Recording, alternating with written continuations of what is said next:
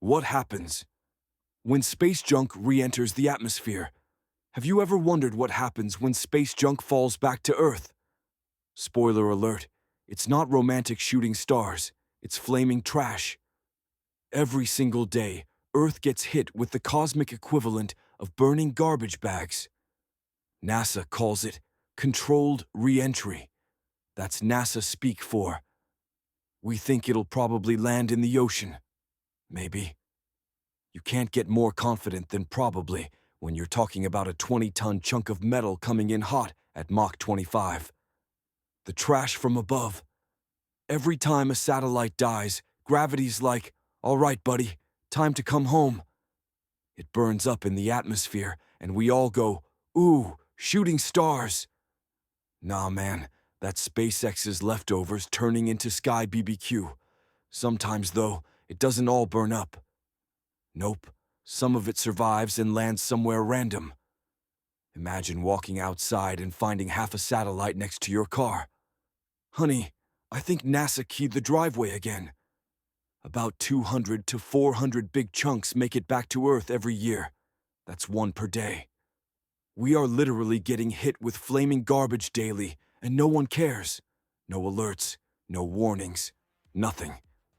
CNN isn't saying, chance of falling satellite at 3 p.m. They're too busy talking about weather.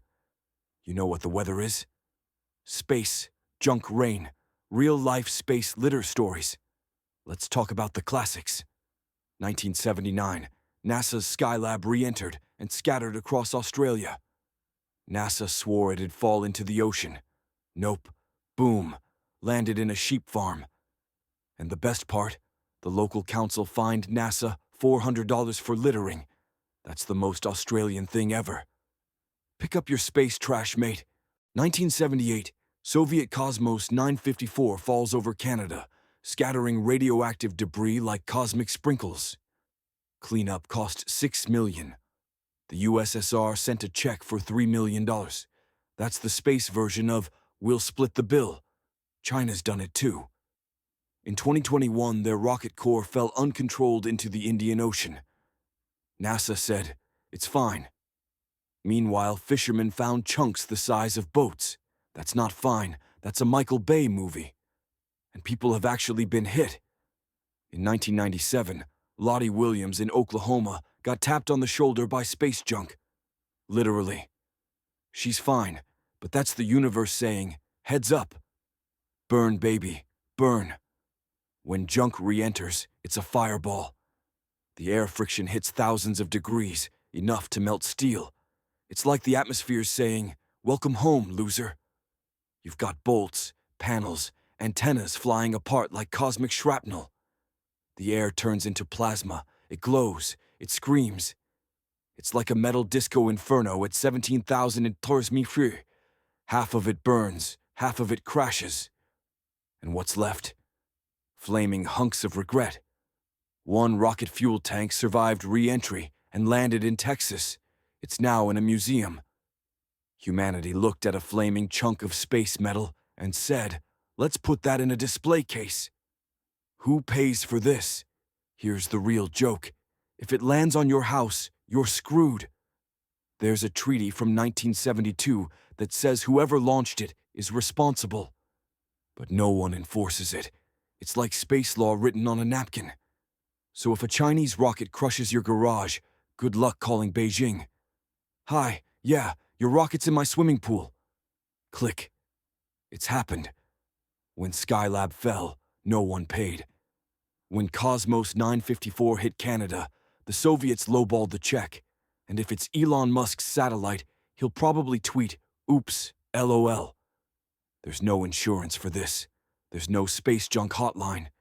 You just get a free souvenir in trauma. The apocalypse scenario. Here's where it gets real. What if something big comes down, like a 20-ton rocket stage or a whole space station? That's not funny. That's instant dinosaur extinction vibes. You can't predict it. You can't stop it. You can't even sue it. Your only warning is a TikTok of people screaming, "What is that in the sky?" It's not a meteor. It's an Amazon Prime returned from orbit. Cleaning space, LOL. people are talking about cleaning space. Great. We couldn't keep Earth clean, so now we're outsourcing it to orbit. There are companies saying they'll catch debris with nets and lasers. Oh yeah, we're turning space into a $200 billion claw machine. You know what's cheaper? Stop throwing crap up there. But we won't, because we're human. We don't clean, we launch more. That's our solution to everything. Out of sight, out of orbit. Aliens watching Earth. You know aliens are watching this nonsense like a bad sitcom. Hey Zarg, look, they're burning their own garbage for entertainment. Ha ha ha, they call it progress. Some alien documentary in 5000 AD is gonna be like, humanity advanced to the stars and then filled them with junk. The moral of the story. So yeah, every time you see a shooting star, don't make a wish.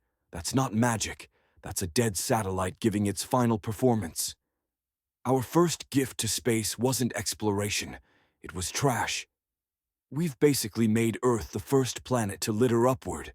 So if you hear a boom in the sky, don't panic. Just wave and say, bye Wi-Fi. This is Orbital Secrets.